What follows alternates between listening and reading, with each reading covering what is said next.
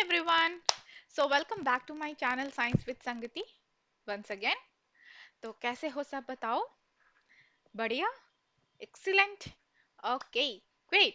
So, today we are going to continue this topic, cell, the fundamental unit of life. This is going to be the lecture 2 of this topic. Okay, lecture 1 अगर miss हुआ है, so do check out that video also. Alright, so in the previous class we discussed about the basic things of the cell, है ना, prokaryotic, eukaryotic, different types of cells के बारे में हमने discuss किया था, unicellular, multicellular के बारे में discuss किया था. और मैंने आप लोगों को एक होमवर्क भी दिया था that how cell perform all its function. Cell जो है अपना सारा काम कैसे करता है. ठीक है, तो उसका अगर किसी को आंसर मिल गया है so pause this video and comment it okay in the comment box. So cell जो है, सेल के पास different types of cell organelles होते हैं, डिफरेंट पार्ट्स होते हैं जिससे कि वो अपने फंक्शंस को परफॉर्म करता है. ठीक है, for example in this eukaryotic cell you can see that कितने सारे सेल ऑर्गेनल्स हैं यहाँ पे अंदर, है ना, बहुत सारी चीजें हैं. तो क्या क्या परफॉर्म, कुछ है जो कि convert the sunlight into the energy. ठीक है, ये एनिमल्स में नहीं होता, प्लांट सेल में होता है. ठीक है, कुछ है जो कि which are finalising the protein production. There are some organelles which are helping in the energy production. कुछ प्रोटीन सिंथेसिस कर रहे हैं, जेनेटिक इंफॉर्मेशन को स्टोर कर रहे हैं. कुछ है जो कि सारे सेल ऑर्गेनल्स को पकड़ते हैं, यू नो, होल्ड करके रखते हैं. कुछ सेल ऑर्गेनल ऐसे भी है जो कि sugar, water and starch, amino acids इन सबको स्टोर करते हैं. एंड कुछ पार्ट्स ऐसे हैं जो कि सेल को एक प्रॉपर शेप प्रोवाइड करते हैं.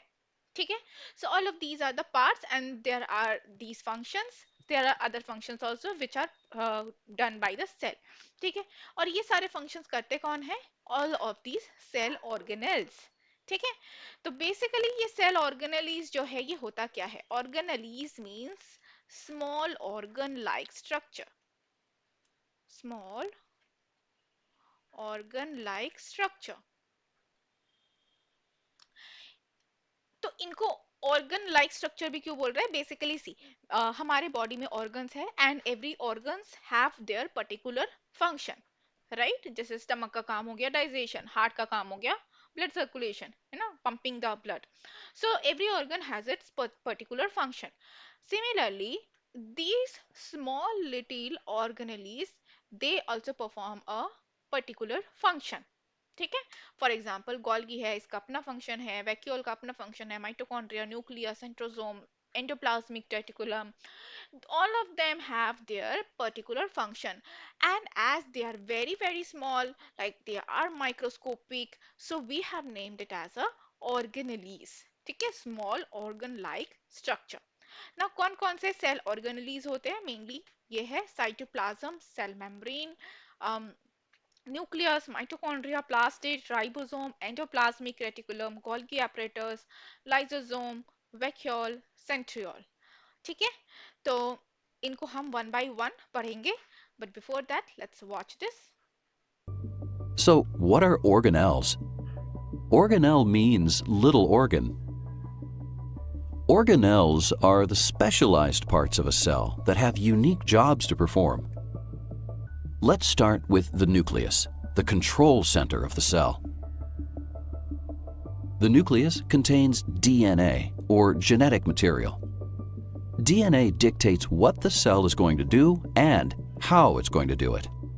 Chromatin is the tangled, spread out form of DNA found inside the nuclear membrane. When a cell is ready to divide, DNA condenses into structures known as chromosomes.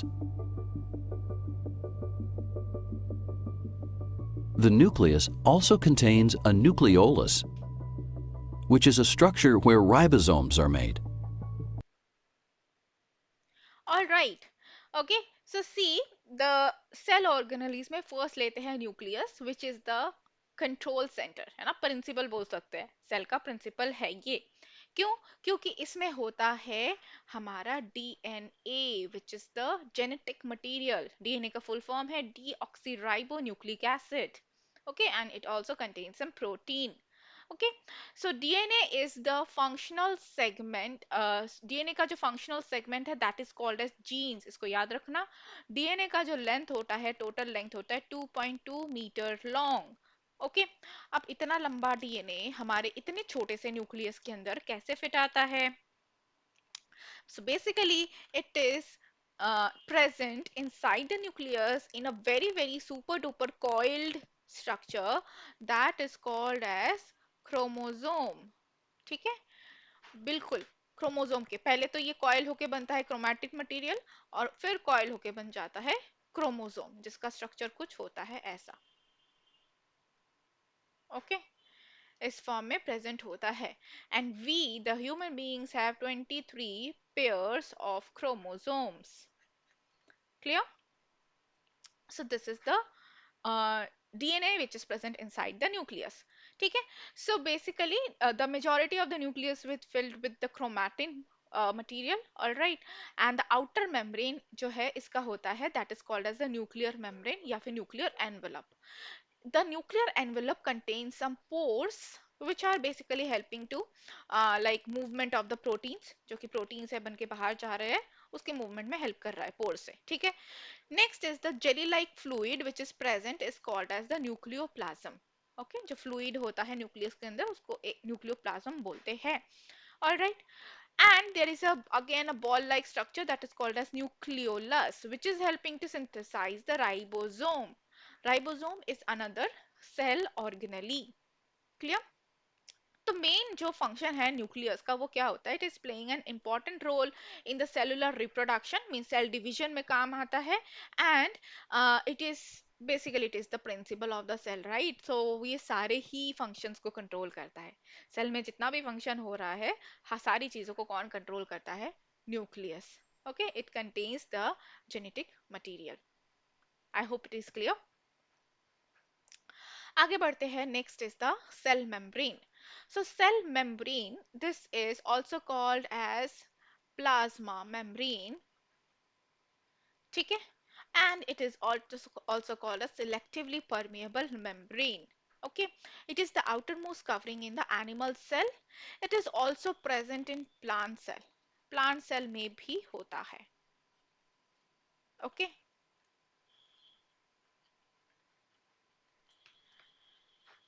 and animal cell both, दोनों में ही होता है।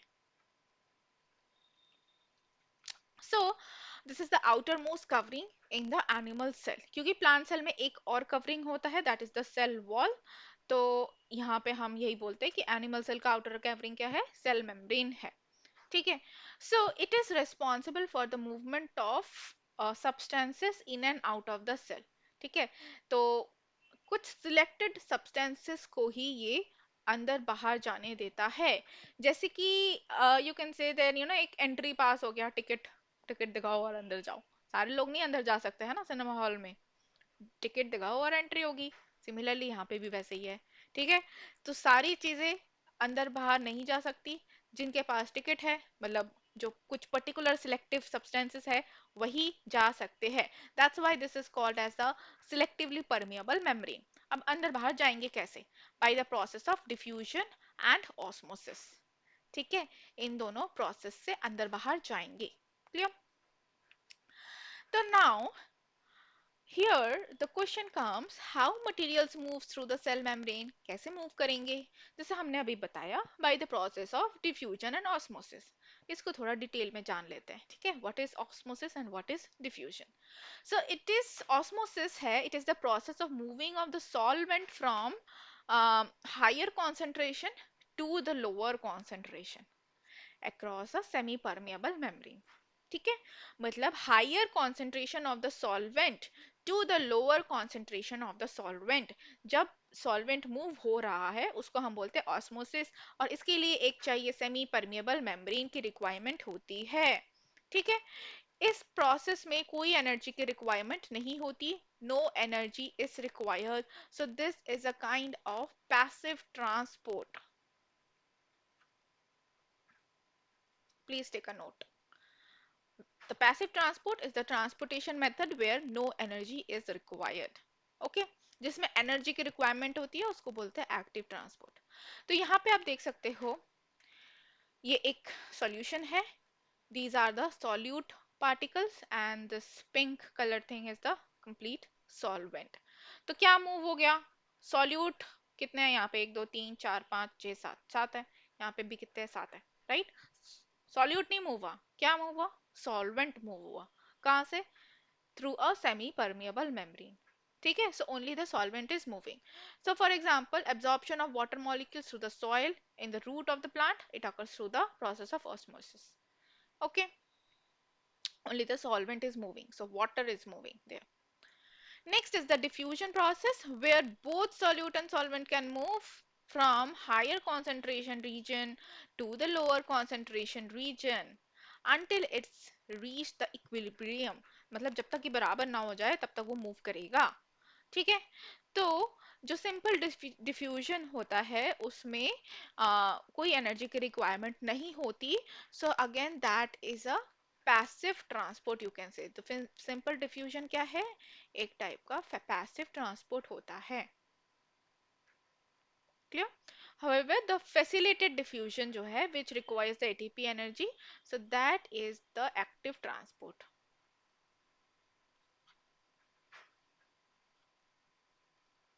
Okay, for example aroma, जैसे you know perfume होता है या फिर room freshener होता है, एक कोने में स्प्रे करते हैं, पूरे घर में महक आती है ना? तो वो क्या है? डिफ्यूजन का प्रोसेस है. So the solute particle is moving and without any semi permeable membrane. यहाँ पे सेमी परमिएबल मेम्ब्रेन की रिक्वायरमेंट नहीं होती, ठीक है? तो ये वाला टॉपिक तो देखो आप लोगों ने केमिस्ट्री में भी पढ़ा है, first chapter. Okay, you can do check out that video also. But bio में इसका क्या काम है? बायो में क्या काम है? ये ऑस्मोसिस प्लांट्स में काम होता है, और कहाँ काम होता है? So let's see this. So as per the different concentration of the solution, इसको हम डिफरेंट टाइप्स ऑफ सॉल्यूशन बोलेंगे. सॉल्यूशन का कॉन्सेंट्रेशन डिफरेंट होगा, यू नो, उसमें सेल्स का जो बिहेवियर है वो डिफरेंट होगा. So we call it as a different types of solution, ठीक है? तो तीन टाइप के होते हैं: hypertonic, isotonic and hypotonic solution. Okay, so let's see the hypertonic solution. Hypertonic solution में इन, देखो बेसिकली क्या है? एक ग्लास है, ग्लास में हमने पानी भरा, कोई सॉल्यूशन भरा. Okay, like for example salt and water ले लिया, सॉल्ट प्लस वाटर. इसमें हमने क्या किया? सेल रख दिया. आप आरबीसी रख सकते हो, रेजिन रख सकते हो, किशमिश, ठीक है? एनी सेल, ओके, कोई सा भी सेल रख सकते हैं. तो this is a kind of solution, ठीक है? अब ये सॉल्ट का कॉन्सेंट्रेशन कितना है वो डिसाइड करेगा कि ये हाइपरटोनिक है, आइसोटोनिक है या फिर हाइपोटोनिक है. ओके, तो ये हम देख लेते हैं. So for example higher solute outside. So ये जो वाटर है, इस वाटर में अगर सॉल्ट का कॉन्सेंट्रेशन ज्यादा है as compare to the cell, okay, as compare to the cell, mean cell के अंदर जो सॉल्ट का कॉन्सेंट्रेशन है वो कम है. तो सॉल्ट का कॉन्सेंट्रेशन अगर सेल के अंदर कम है तो क्या है? पानी ज्यादा है, of course, right? Solution is equals to solute plus solvent. तो अगर सॉल्यूट ज्यादा है तो सॉल्वेंट का कॉन्सेंट्रेशन कम होगा, और अगर सॉल्यूट का कॉन्सेंट्रेशन कम है तो सॉल्वेंट का ज्यादा होगा, है ना? बात तो एक ही हुई. आप कोई सा भी याद कर लो, सॉल्यूट याद कर लो या फिर सॉल्वेंट याद कर लो. तो higher water concentration inside means inside the cell, इस किशमिश के अंदर, ठीक है, या फिर आरबीसी के अंदर. और बाहर क्या है? कम है water का concentration. So water is moving out. So basically in the process of osmosis we have learned that solvent is moving from higher to lower concentration gradient. तो अगर अंदर पानी ज्यादा है, बाहर पानी कम है, तो वो अंदर से बाहर मूव करेगा ना, right? Higher to lower.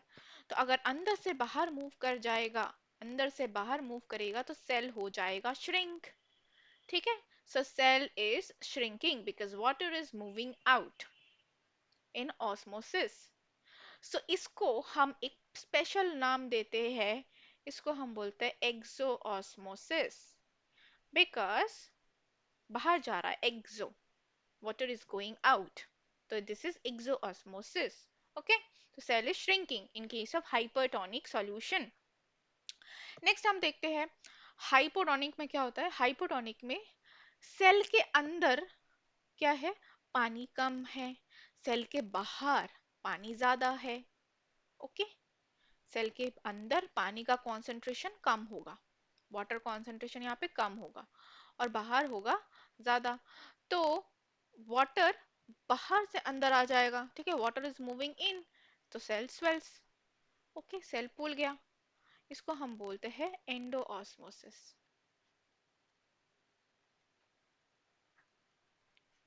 Isotonic में क्या होता है, दोनों जगह इक्वल इक्वल बराबर, so there is no net movement, जितना पानी अंदर आया उतना पानी बाहर गया। सेल का जो साइज है वो रहता है सेम, ठीक है, the size of the cell remains the same. तो इसी के बेसिस में we can do a experiment, the raisin, the किशमिश वाला एक्सपेरिमेंट। आप इसको घर पे भी कर सकते हो, ठीक है। पानी सॉल्यूशन लेना, शुगर वाटर, सॉल्ट वाटर, कुछ भी ले सकते हो। सैचुरेटेड सॉल्यूशन लेना एक, ओके, और एक नॉर्मल थोड़ा सा अनसैचुरेटेड सॉल्यूशन लेना, एक आइसोटोन, तो उसमें आप रेजिन्स भिगो ओवरनाइट, 24 आवर्स के लिए। यू कैन सी हाइपोटोनिक में जो किशमिश है वो स्वेल हो जाएंगे, ओके। आइसोटोनिक में सेम रहेगा, हाइपोटोनिक में श्रिंक हो जाएगा किशमिश। किशमिश वैसे भी ऑलरेडी श्रिंक रहता है, ओके। तो अगर आप, हो सकता है इसका जो रिजल्ट है वो उतना प्रोमिनेंटली दिखाई ना दे, बिकॉज ड्राइड किशमिश जो है वो ऑलरेडी श्रिंक ही होता है, प्रोमिनेंटली शायद ना दिखाई दे, बट स्टिल होता है थोड़ा बहुत। क्लियर। अब एक और phenomena we can see, plasmolysis, ठीक है। This is also very important. So when a living plant cell is kept in hypertonic solution, there is a shrinkage of the content of the cell away from the cell wall.